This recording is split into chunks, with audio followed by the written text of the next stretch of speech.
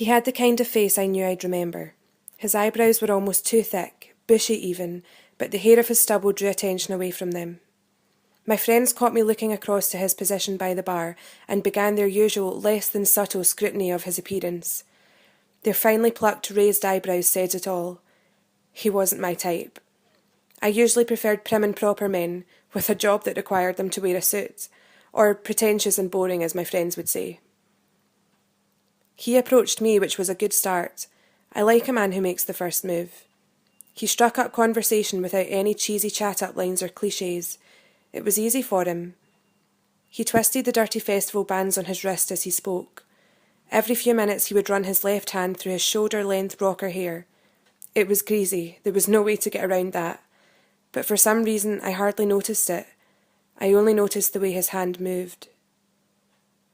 He made sure to mention that he was a recluse, almost as if he was trying to convince himself more than me. His deluded opinion of himself wasn't off-putting, though, mainly because he laughed nervously after every sentence, as if trying to please me. We chatted in that same spot in the bar for hours, and found we had no more in common than originally thought. Usually I'd think that was a bad sign, that we would never amount to anything. But he didn't give me time to gather those thoughts.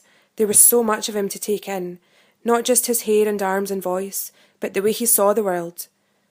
He didn't think the way I think. His opinions were unusual, but he stated them with such conviction that it made me wonder why I'd never thought of them myself. Gradually my friends left, so did his. We stayed until closing, finished our drinks, and then he walked me home.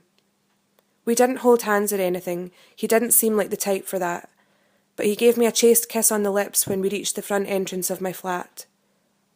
I expected him to try for a lot more than that. In all honesty, part of me wanted him to.